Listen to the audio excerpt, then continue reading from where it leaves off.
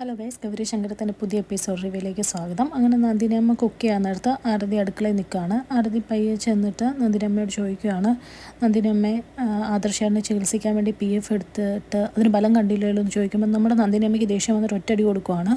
ഇതെല്ലാം വേണി കാണുന്നുണ്ട് കേട്ടോ. എന്നിട്ട് നമ്മുടെ നന്ദിനിയമ്മ പറയുകയാണ്, ഈ വീട് വെക്കേണ്ടി വന്നാലും പ്രൊഫസറിൻ്റെ PF എടുക്കേണ്ടി വന്നാലും എന്തൊക്കെ ചെയ്യേണ്ടി വന്നു കഴിഞ്ഞാലും ഞങ്ങൾ ആദർശനെ ചികിത്സിക്കാൻ ഞങ്ങളുടെ മകൻ നടക്കുന്ന കാണണം എന്നൊക്കെ പറയുകയാണ്.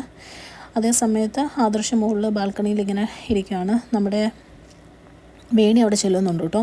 വേണിക്കാകെ വിഷമമാവുകയാണ്. വേണി പക്ഷേ ആദർശനോടൊന്നും പറയുന്നില്ല. പക്ഷേ വേണി ഇങ്ങനെ സങ്കടം കൊണ്ട് പറയുകയാണ്, ആദർശേട്ടാ, നമ്മൾ പ്രൊഫസർ പറഞ്ഞ പോലെ PF എടുക്കണ്ട കേട്ടോ, അത് നമുക്ക് നമ്മുടെ ആരതിമുള്ള കല്യാണത്തിന് ഉപയോഗിക്കാമെന്നൊക്കെ പറയുമ്പോൾ തന്നെ ആദർശന് കാര്യം മനസ്സിലാവുകയാണ്. ആദർശ് പറയാണ്, അവൾ അങ്ങനെ പറഞ്ഞിട്ടുണ്ടെങ്കിൽ പോലും ഞാനതിൽ തെറ്റ് പറയില്ല, കാരണം ഞാൻ നടക്കുമെന്ന് ഒരു ഉറപ്പും ഇല്ലാത്ത കാര്യമാണ്. അവളുടെ ജീവിതം കൂടെ കളയണ്ടല്ലോ, ആ കാശിന് അവളുടെ കല്യാണം നടക്കുന്നുണ്ടെങ്കിൽ അതല്ലേ നല്ലതെന്നൊക്കെ പറയുമ്പോഴേക്കും നമ്മുടെ വേണി പറയാണ്, ആർക്കും വിശ്വാസമില്ലെങ്കിലും ആരുണ്ടാവില്ലെങ്കിലും എനിക്ക് നല്ല വിശ്വാസമാണെന്നൊക്കെ പറയാണ്. ഇതൊക്കെ കേൾക്കുമ്പോൾ ആദർശന് ഒരുപാട് സന്തോഷമൊക്കെ ആവുന്നുണ്ട് കേട്ടോ.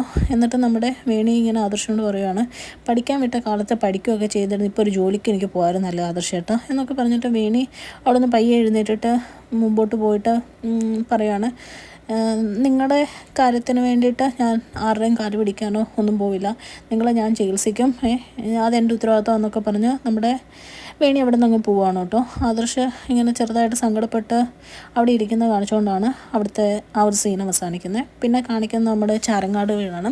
നമ്മുടെ മഹാദേവൻ പാർട്ടിയുടെ പ്രവർത്തനങ്ങൾക്കൊക്കെ ആയിട്ട് ഇങ്ങനെ ഫോൺ കോളിലൊക്കെ ഇരിക്കുകയാണ്. അതേസമയത്ത് രാധാമണി തങ്കച്ചി അങ്ങ് വരുന്നുണ്ട്. ആ സമയത്ത് തന്നെ നമ്മുടെ ഗൗരിയും ശങ്കറും കയറി വരുവാണ് കേട്ടോ, കമലയടത്തി ഹോസ്പിറ്റലിൽ കൊണ്ടുപോയിട്ട്. അപ്പോൾ ഇങ്ങനെ കളിയാക്കിക്കൊണ്ട് രാധാമണി തങ്കച്ചിയും നമ്മുടെ ശങ്കർബായുടെ അച്ഛനൊക്കെ മഹാദേവനൊക്കെ ചോദിക്കുന്നുണ്ട്, ഓ ഇവളുടെ ഭ്രാന്തൊക്കെ മാറിയോ എന്നൊക്കെ ഇങ്ങനെ പറയുന്നുണ്ട്. ആ സമയത്ത് നമ്മുടെ കുട്ടിശങ്കരൻ പറയുന്നുണ്ട്, അച്ഛാ, നമ്മുടെ ചേട്ടച്ചാരെയും വിളിച്ച് എനിക്ക് പുള്ളിയോട് കുറച്ച് കാര്യം ചോദിക്കാനുണ്ടെന്ന് പറയും. അപ്പോൾ ഇവർ ശേഖരനെ വിളിക്കുവാണ്. ഈ സമയത്ത് കമല അങ്ങനെ മെൻ്റലി ഓക്കെ അല്ല, പുള്ളിക്കാരി എന്തൊക്കെയോ ഇങ്ങനെ ചിന്തിച്ചുകൊണ്ട് നിൽക്കുകയാണ്. ശേഖരൻ വന്നിട്ട് എന്താണെന്ന് ചോദിക്കുമ്പോഴേക്കും ശേഖരനോട് നമ്മുടെ കുട്ടിശങ്കരൻ ചോദിക്കുന്നുണ്ട്, കമലയേട്ടത്തിയുടെ യൂട്രസ് റിമൂവ് ചെയ്തു എന്ന് പറഞ്ഞ് ഉണ്ടായിരുന്ന ആ റിപ്പോർട്ട് ശേഖരേട്ടൻ എവിടെ നിന്ന് കിട്ടിയെന്ന് ചോദിക്കുകയാണ്. അപ്പോഴേക്കും പുള്ളിക്ക് മനസ്സിലായി, പുള്ളി പിടിക്കപ്പെട്ടു എന്ന് മനസ്സിലായി. എന്നിട്ട് നമ്മുടെ ഗൗരി പറയുവാണ്, അങ്ങനെ ഹോസ്പിറ്റലിൽ നിന്ന് റിപ്പോർട്ട് കൊടുത്തിട്ടില്ല, സീലും ഹോസ്പിറ്റലിലെ ലെറ്റർപാടും മോഷ്ടിച്ച് വ്യാജമായിട്ടൊരു ഫേക്ക് റിപ്പോർട്ട് ഉണ്ടാക്കിക്കൊണ്ട് വന്നാണ് ശേഖരേട്ടൻ എന്ന് പറയുകയാണ്. ഇതൊക്കെ കേട്ടിട്ട് നമ്മുടെ രാധാമണി തങ്കച്ചിയും മഹാദേവനെ ഞെട്ടുകയാണ്. എന്നിട്ട് ഇവർ റിപ്പോർട്ട് മേടിച്ച് നോക്കുന്നുണ്ടെങ്കിൽ ഇവർക്കൊന്നും മനസ്സിലാവുന്നില്ല, കാരണം ഇവർക്ക് വിദ്യാഭ്യാസം ഇല്ലാത്തതുകൊണ്ട് ഇവർക്കൊന്നും മനസ്സിലാവുന്നില്ല. അപ്പോഴേക്കും ശേഖരൻ പറയുകയാണ്, നിങ്ങളെ പറ്റിക്കാൻ വേണ്ടിയിട്ട് ഇവർ ഓരോന്നും പറഞ്ഞുകൊണ്ട് വരുവാന്ന് പറയുന്ന സമയത്താണ് നമ്മുടെ ഗംഗ അങ്ങ് വരുന്നത്. ആ സമയത്ത് നമ്മുടെ കൂട്ടിശങ്കരൻ പറയുന്നുണ്ട്, ഓക്കെ ഗൗരീനെ നിങ്ങൾക്ക് വിശ്വാസമില്ല, എനിക്ക് വിശ്വാസമാണ്, പക്ഷെ അത് വേണ്ട, ഗംഗ ഇവിടെ ഉണ്ടല്ലോ, ഗംഗയുടെ കൈ കൊടുക്കാമെന്ന് പറയുമ്പോഴേക്കും ഗംഗ ഇതെടുത്തൊന്ന് വായിച്ചിട്ട് മഹാദേവനോട് പറയുകയാണ്, ശരിയാണ് മാമേ, കറക്റ്റാണ് പറഞ്ഞത്, ഗൗരിയും അത് കുടിച്ചങ്ങനെ പറഞ്ഞ് കറക്റ്റാണ്, യൂട്രസിന് ഒരു കുഴപ്പമില്ല, അതിപ്പോഴും അവിടെയുണ്ട്, ഇത് ശേഖരേട്ടൻ്റെ എന്തോ പരിപാടിയാണെന്ന് പറയുകയാണ്. ഇത് കേട്ട മഹാദേവൻ കൂടെ കലിയാവുകയാണ്. മഹാദേവൻ നമ്മുടെ ശേഖരനെ അടിക്കുകയാണ്. എന്നിട്ട് പുറത്തിറങ്ങാൻ പറയുകയാണ്. ഇനി പുള്ളിയുടെ മനസ്സിലോ ചാരങ്ങാട് വീട്ടിലോ പുള്ളിയുടെ ഒരു സ്ഥാപനത്തിലോ ശേഖരന് സ്ഥാനമില്ലെന്ന് മഹാദേവൻ പറയുകയാണ്.